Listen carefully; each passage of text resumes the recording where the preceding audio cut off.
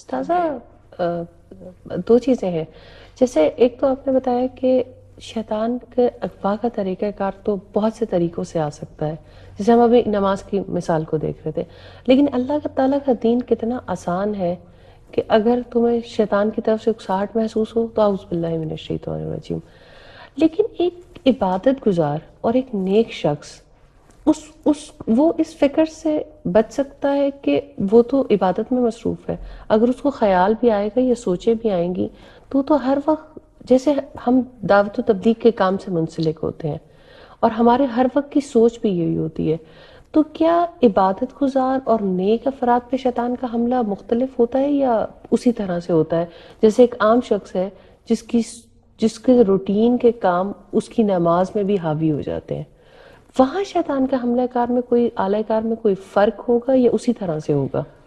بات یہ ہے بیٹا کہ جیسے کچھ کام زندگی میں آسان ہوتے ہیں، آسان کاموں کو کرنے کے لیے اتنی محنت نہیں کرنی پڑتی. کچھ کام مشکل ہوتے ہیں، اس کے لیے زیادہ قوت لگانی پڑتی، زیادہ مشقت کرنی پڑتی ہے.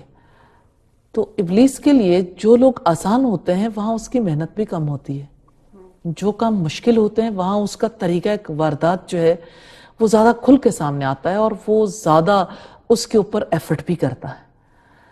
اور اس حوالے سے اگر آپ دیکھیں، جیسے یعنی ایک عبادت گزار شخص ہے اور ایک عالم ہے، علم والا اسی وجہ سے عبادت گزار پر بھاری ہو جاتا ہے نا کہ علم کی وجہ سے اسے شیطانی طریقہ واردات کا پتہ چل جاتا ہے.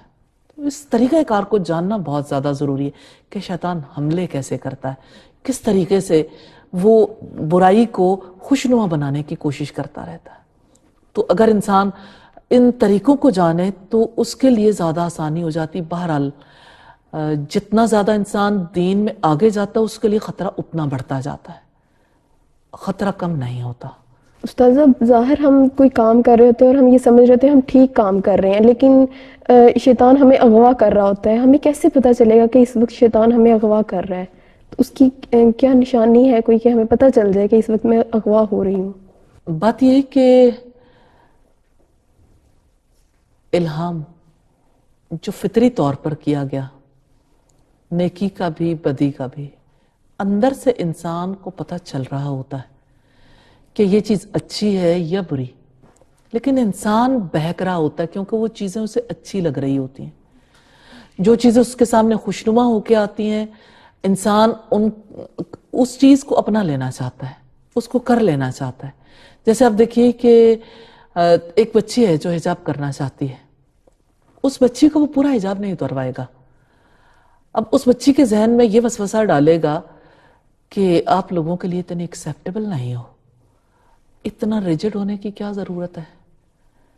اس ریجڈیٹی کی بجائے اگر آپ تھوڑا سا آپ اکوموڈیٹ کر لو، آپ اپنے حجاب کو تھوڑا سا بہتر بنا لو، آپ کا حجاب ایسا ہو جس میں یعنی جاذب نظر ہو، آپ تھوڑا سا اچھی دکھو.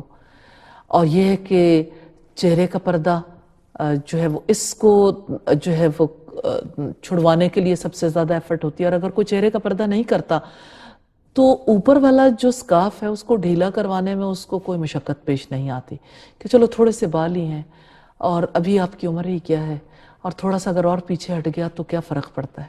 تو یہ یعنی ایک چیز سٹیپ بائی سٹیپ اندر کی جنگ جاری رہتی ہے، ایک کے بعد ایک، اور انسان کو پتہ بھی چل رہا ہوتا ہے. حل اس کا بالآخر وہی ہے.